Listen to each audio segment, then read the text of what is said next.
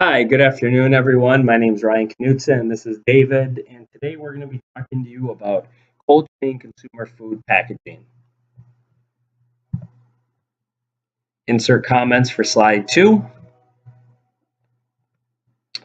So, the first thing we're going to talk to you today about is the introduction of cold chain packaging. What does it look like from a traditional model? And then what does it look like for consumer packaging? And then the importance of it.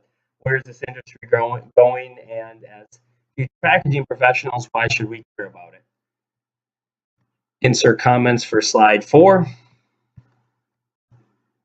So what is, as David talked about with the traditional model of cold chain packaging, the consumer aspect now of it takes it a step further. So if you think about traditional cold chain, has that safety net of the internal environment where the company has a large control over their product, where now it is being extended to the consumer, so it's going outside of that safety net. So it still has the same focus on transportation, supply chain, packaging materials, planning, logistical planning, but now it's leaving that safety net, and now you're relying on other parties to get it safely to the consumer.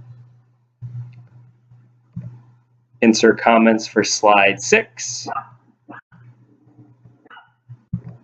So a little history on this. Obviously, we wouldn't have what we have today without the history of keeping products cold. So around 1000 BC, China first started to harvest ice from rivers.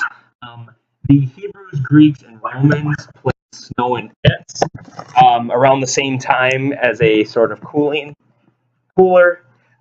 In the 1700s, the ice houses began to develop in Europe. By 1755, William Cullen developed the first refrigeration machine. By the 1800s, ice was sold and shipped. It did have a 66% defect rate. By the 1840s, refrigerated railroad cars were starting to be used to transport dairy products. By 1856, the demand for ice increased ever more, and it was estimated that 100,000 tons of ice was consumed in New York alone. By the 1890s, the meat industry was starting to rely heavily on refrigeration to keep products safe, and food safety was becoming important. By 1911, GE sells refrigeration units to consumers. By 1930, Frigidaire develops a synthetic refrigerant, which lowered the price greatly and made refrigeration more available to the masses. And by 1935, the man you see on the bottom there, Fred Jones, invents the first portable cooling unit for a trailer, and the picture of his patent is right there.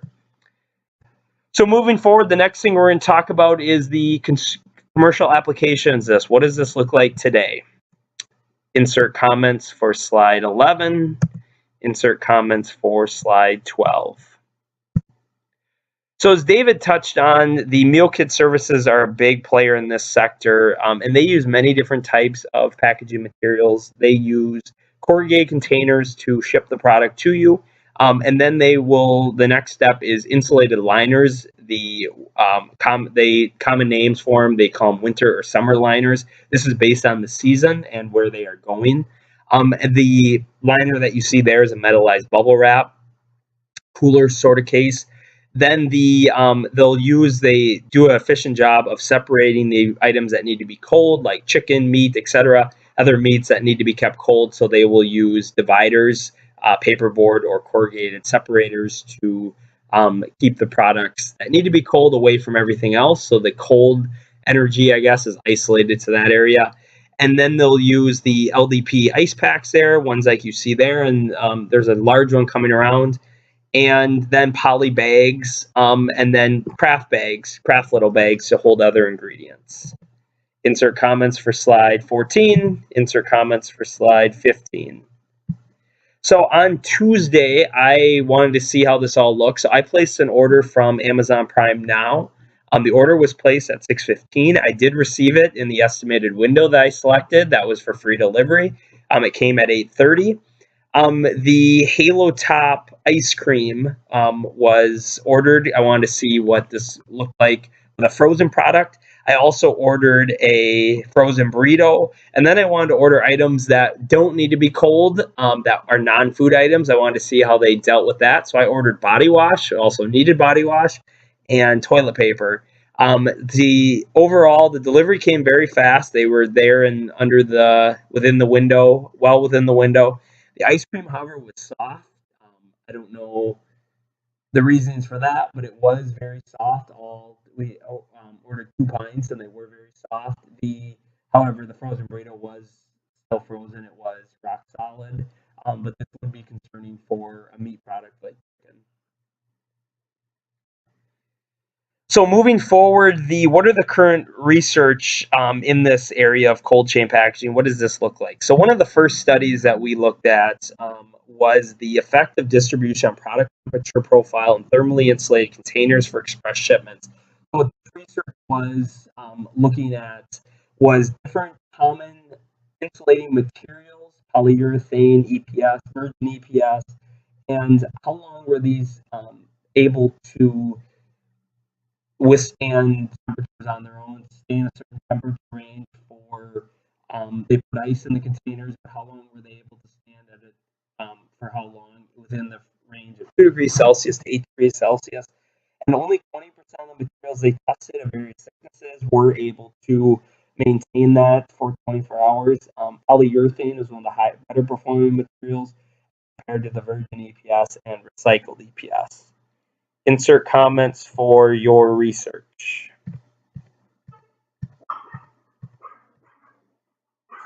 So the first obstacle with cold chain packaging, as many other things in this industry, are the financial implications. The packaging materials are often bulky, which increase shipping costs. So the size of the package and the weight of the package, the ice packs, for example, are very heavy, and then incorporating these products into current supply chain can be very expensive, especially for smaller companies that don't have the means. And then as far as return rates, according to some studies, return rates are almost as double as compared to in-store, and this is true for grocery items. And then according to a study by Sealed Air in 2014, 58% of consumers would not buy from a company again if the product was damaged. Insert comments for second obstacle. The third obstacle of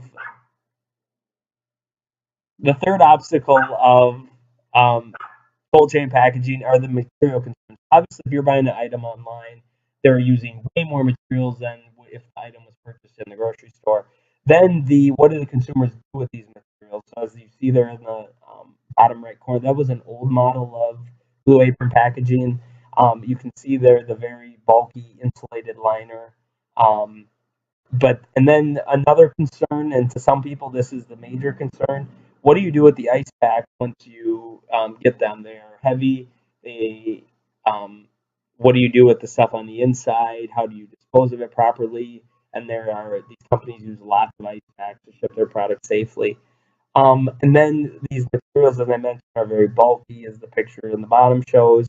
And then the other concern is that every ingredient has its own package. Meal kits, for example, are all the items have their own packaging, as you see there as well, and that could be a concern. So wrapping up, just looking at the solutions and future of cold chain packaging. So one of the solutions we developed for the financial obstacle of this is just limiting one of the main things is limiting the supply chain costs with various partnerships. So partnering with grocery stores, meal kits partnering with grocery stores, and then grocery stores partnering with local delivery companies. One thing that you're also seeing, this has just been piloted. They are what are known as endless aisles in a grocery store. So the grocery store will keep the basics: milk, cheese, butter, eggs, bread, produce, and then the endless aisle has everything else. And these items are either shipped from the distribution center back to the grocery store for pickup, or they are, and you can be picked up. So place your order ahead of time, or place your order in store, like you see there, and then come back to the grocery store. So this aids in costs of the size of the grocery store. You don't have to have as much inventory of certain items. And then another thing, as far as partnering with local delivery companies. You're seeing that more with grocery stores. Amazon's doing that, and other grocery stores are following suit. Insert comments for food safety solutions, insert comments for material solutions, and the future of cold chain consumer packaging through our research and just kind of what we hypothesized as potential for this industry. We see the use of phase change materials. I'm surprised they haven't come up with anything, use anything like that for current applications. When you get a chicken broth, for example, that you know it's safe. And then, as I mentioned, the partnerships between grocery stores and meal kits, and then delivery companies and grocery stores on more of a local level. And then, as far as the packaging materials, less packaging materials used, and then develop better packaging solutions to um, maintain the safety of these products. So the last thing we're going to talk about today is David's just going to wrap up the conclusion and conclude on every point we've made today.